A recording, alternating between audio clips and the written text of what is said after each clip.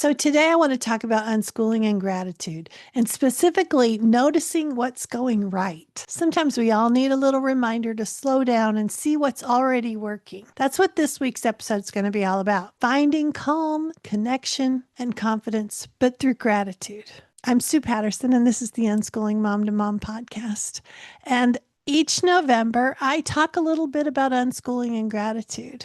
And that's what I want to do today because I want to talk about what it means for unschooling families and how we can weave it into our days without turning it into yet another thing to do. So every November, we see that word everywhere, right?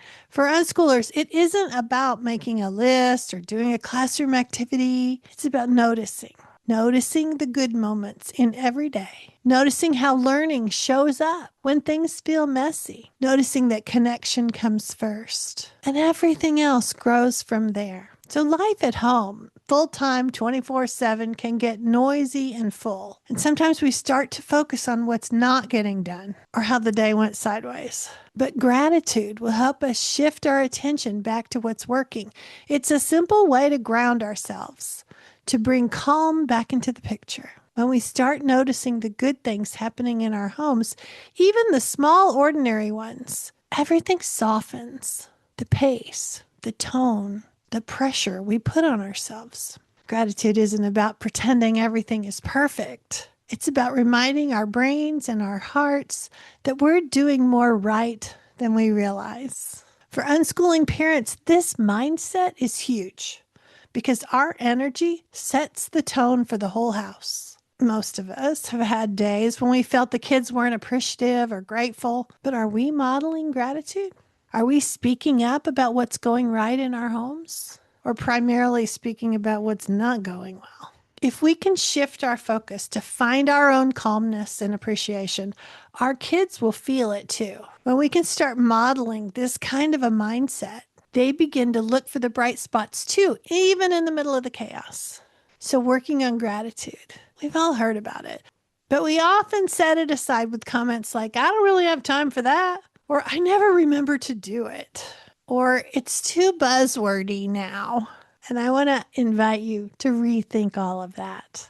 You can make time. You can set things up to be reminders, and you can avoid falling into that trap of apathy.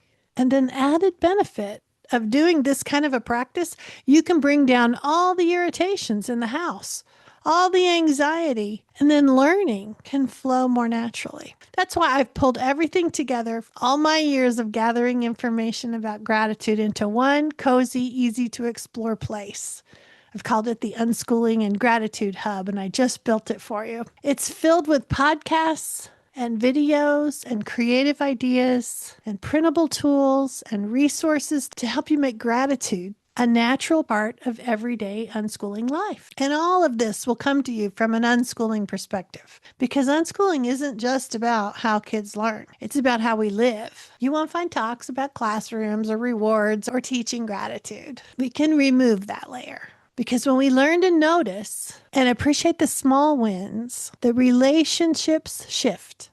The curiosity, the laughter, and gratitude stops being a project and starts just being a way of seeing everything. So whether your family loves journaling or talking things out or using creative outlets to express what they love about their day, I have ideas for everyone. In the Unschooling Gratitude Hub, you'll find a series of blog posts and podcasts about gratitude and real life learning, 2 videos from my membership group's 15-day gratitude challenge. They'll show you practical ways to start building this habit of gratitude right now, and quick gratitude activity ideas, easy ways to get the kids involved. A full Pinterest gratitude board with creative reminders and crafts and activities. Sometimes we forget about Pinterest, right? I also have a link to the Unschooling Guide Gratitude, and it's an awesome 20-page mini magazine kind of PDF filled with journaling prompts, creative family projects, and reflection ideas, if you'd like to go deeper after exploring the free ideas on the page. So you can start anywhere with whichever one fits where you are today.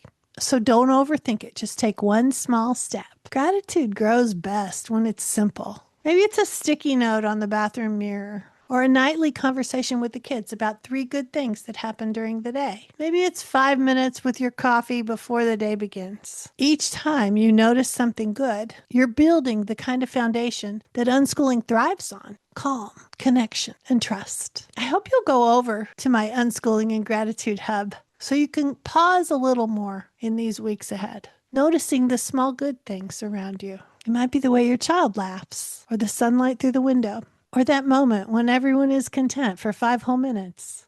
Remember that spiral notebook idea I told you about a few weeks ago, where you record the successes? Go back to that. Those moments matter. Remembering them matters. So go look at that simple tip if you're not remembering what I suggested. I'll put that in the hub too. So there is a 15-day gratitude challenge over in the Creating Confidence membership group that you can tap into anytime, because gratitude isn't just for November, right? And the printable unschooling guide about gratitude, that's included in the membership too.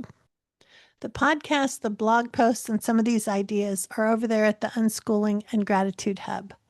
So you can keep going with all of this.